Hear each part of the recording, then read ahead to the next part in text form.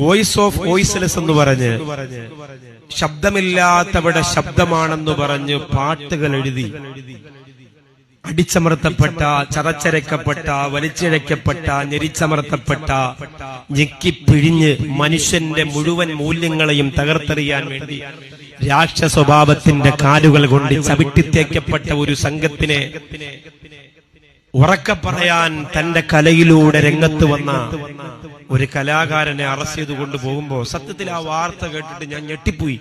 കാരണം അയാൾ പലപ്പോഴും പറഞ്ഞത് സോഷ്യൽ മീഡിയയിൽ മുഴച്ചു നിന്നിരുന്നു, മക്കളെ നിങ്ങൾ കള്ളു കുടിക്കരുത്, നിങ്ങൾ ലഹരി ഉപയോഗിക്കരുത്, നിങ്ങളുടെ അമ്മയെ പൊന്നുപോലെ നോക്കണം, നിങ്ങളുടെ അച്ഛനെ പൊന്നുപോലെ നോക്കണം, നിങ്ങൾക്ക് അവരേ ഉള്ളൂ എന്നൊക്കെ പറയുന്ന മൂല്യമുള്ള വാക്കുകൾ പറഞ്ഞ ആള് ലഹരി ഉപയോഗിച്ചെന്ന് കേട്ടപ്പോൾ ഞെട്ടിപ്പോയി. പക്ഷെ ഒരു സമാധാനം ഉണ്ടായത്, ലോകത്തൊരു ലഹരി ഉപയോഗിച്ചവരും പറയാത്തൊരു വാക്ക് അദ്ദേഹം സ്റ്റേഷനിൽ നിന്ന് ഇറങ്ങി വന്നപ്പോ പറഞ്ഞു. ലോകത്ത് കഞ്ചാവ് ഉപയോഗിച്ചവരും MDMA ഉപയോഗിച്ചവരും കള്ളുകുടിച്ചവരും ലഹരി പ്രാന്തന്മാരും ഒന്നും പറയാത്ത ഒരു മനോഹരമായ വാക്ക്. ഓ, അത് കണ്ടിട്ട് എത്ര സന്തോഷം ഉണ്ടായിന്നറിയോ എനിക്ക്. എന്താണ് അദ്ദേഹം പറഞ്ഞത്? അനുജന്മാരോട്, എന്റെ അനുജത്തിമാരോട് പറയാണ്, ഈ ചേട്ടനോട് നിങ്ങൾ ക്ഷമിക്കണം. എന്തൊരു വാക്കാണത്, എന്തൊരു വാക്കാണത്! ഈ ചേട്ടനോട് നിങ്ങൾ ക്ഷമിക്കണം, ചേട്ടൻ ഇനി നന്നാവാൻ ശ്രമിക്കും. ചേട്ടന് സംഭവിച്ചു പോയി.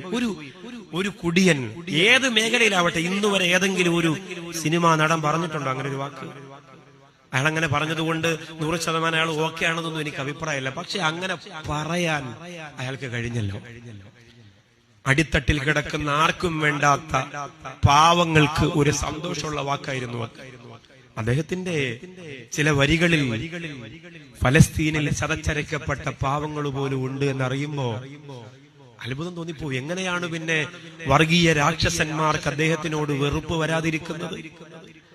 എന്തെങ്കിലും പറഞ്ഞ് ഇപ്പൊ വിട്ടത് ഞാൻ പറയുന്നു, ഇപ്പൊ വിട്ടത് കാര്യമാക്കണ്ട, അയാളെ ഉടനെ പിടിക്കപ്പെടും.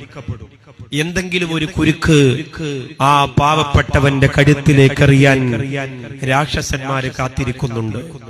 ആ ചൂണ്ടയിൽ ചെന്ന് വീഴാതിരിക്കാൻ അയാൾ ശ്രമിക്കട്ടെ എന്ന് മാത്രമേ എനിക്ക് പറയാനുള്ളൂ.